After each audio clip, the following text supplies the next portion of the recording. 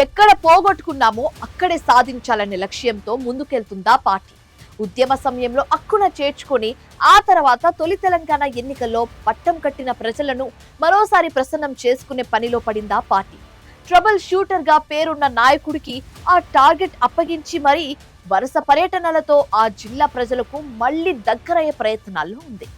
ఇంతకీ ఏ జిల్లాను విపక్ష పార్టీ టార్గెట్ గా పెట్టుకుంది? పట్టు చేజారిన చోట మళ్లీ పార్టీ జెండా ఎగురుతుందా?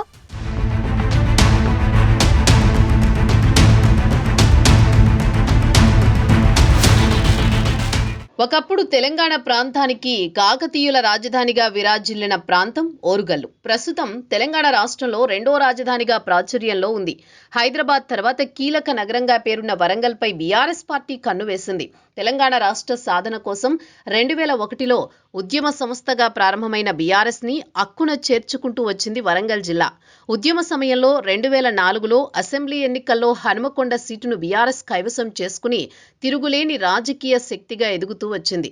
2009 ఎన్నికల్లో సైతం హనుమకొండ ప్రజలు కారు పార్టీకే పట్టం కట్టారు. రాష్ట్ర సాధన తర్వాత తెలంగాణ రాష్ట్రంలో 2014లో జరిగిన తొలి అసెంబ్లీ ఎన్నికల్లో కూడా బీఆర్ఎస్ పార్టీకే ఓరుగల్లు ప్రజలు పట్టం కట్టారు. 2018 ఎన్నికల్లో కూడా ఉమ్మడి వరంగల్ జిల్లాలోని 12 అసెంబ్లీ స్థానాలకు గాను 10 అసెంబ్లీ స్థానాలు కట్టబెట్టారు. 2023 ఎన్నికలకు వచ్చేసరికి సీన్ రివర్స్ అయ్యింది. ఉమ్మడి వరంగల్ జిల్లాలోని 12 నియోజకవర్గాల్లో కేవలం 2 సీట్లు గెలిచిన మిగతా చోట్ల బీఆర్ఎస్ ఓడిపోయింది.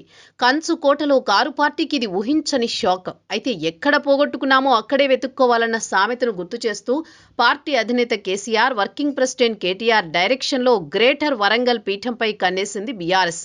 గ్రేటర్ వరంగల్ పీఠాన్ని ఎలాగైనా కైవసం చేసుకోవాలనే టార్గెట్తో ట్రబుల్ షూటర్గా పేరున్న మాజీ మంత్రి, సిద్దిపేట ఎమ్మెల్యే హరీష్ రావుకు పార్టీ నాయకత్వం బాధ్యతలు అప్పగించింది. దీంతో ఇప్పటికే రంగంలోకి దిగిన హరీష్ రావు వరంగల్ నేతలను సమన్వయం చేసే పనిలో పడ్డారు.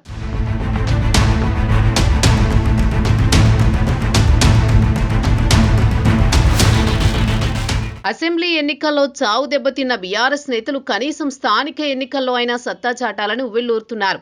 ఉద్యమ సమయంలోనే కాకుండా 10 ఏళ్లు అధికారంలో ఉండగా అక్కున చేర్చుకున్న ప్రజలు ఎందుకు పార్టీకి దూరమయ్యారు? అక్కడి నేతల లోపాలేంటనే దానిపై సమీక్ష మొదలుపెట్టారు హరీష్ రావు. ఒకవైపు పార్టీ లోపాలను, నేతల వైఫల్యాలను గుర్తించడంతో పాటు వచ్చే గ్రేటర్ వరంగల్ మున్సిపల్ కార్పొరేషన్ ఎన్నికల్లో గులాబీ జెండాను ఎగరేయడమే లక్ష్యంగా వరుస పర్యటనలు చేస్తున్నారు. ప్రభుత్వ వైఫల్యాలను ప్రజాక్షేత్రంలో ఎండగట్టేలా బీఆర్ఎస్ పార్టీని అన్ని విధాలుగా సిద్ధం చేయడమే లక్ష్యంగా హరీష్ రావు ముందుకు సాగుతున్నారు.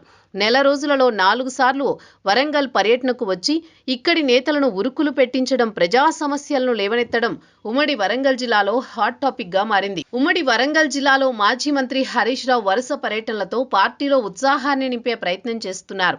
తమ పార్టీ అధికారంలో ఉన్నప్పుడు వరంగల్ నగర ప్రజలకు ఇంటింటికి మంచినీళ్లు అందించాలనే లక్ష్యంతో ప్రారంభించిన మిషన్ భగీరథ పనులను పూర్తి చేయకుండా ప్రజలను ఇబ్బంది పెడుతున్నారని ఆరోపిస్తున్నారు. హసన్పర్తి దగ్గర ఏర్పాటు చేసిన మిషన్ భగీరథ వాటర్ ట్యాంక్, పంపు సెట్లను పరిశీలించి మిగతా పనులను వెంటనే పూర్తి చేసి వరంగల్ నగర ప్రజల దాహార్తిని తీర్చాలని డిమాండ్ చేశారు.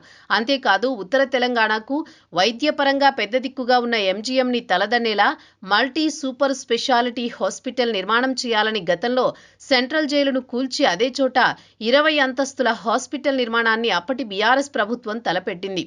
అయితే గత 2 ఏళ్లుగా పనులు నత్తనడకన నడవడంతో హాస్పిటల్ అందుబాటులోకి రాక ప్రజలు ఘోష పడుతున్నారని హరీష్ రావు ఆరోపిస్తున్నారు.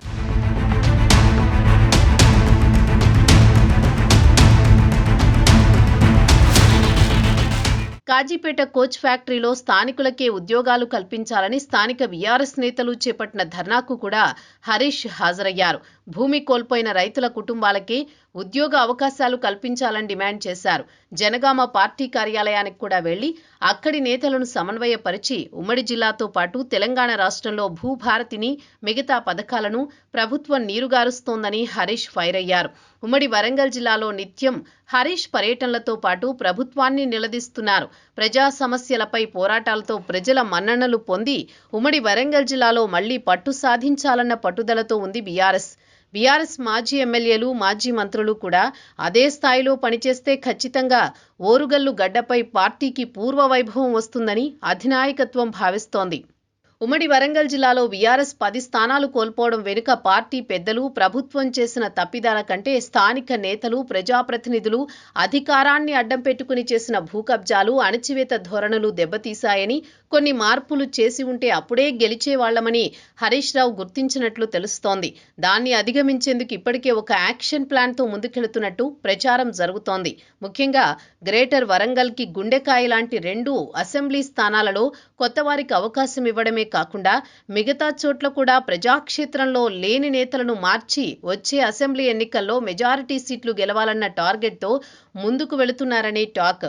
అయితే అంతకు ముందు జరిగే గ్రేటర్ వరంగల్ మున్సిపల్ కార్పొరేషన్ ఎన్నికల్లో ఎలాగైనా గులాబీ జెండా రెపరెపలాడాలంటే ప్రజా సమస్యలపై ఉద్యమించి ప్రజల్లోనే ఉండాలని స్థానిక నేతలు, మాజీ ఎమ్మెల్యేలకు హరీష్ దిశానిర్దేశం చేసినట్టు సమాచారం.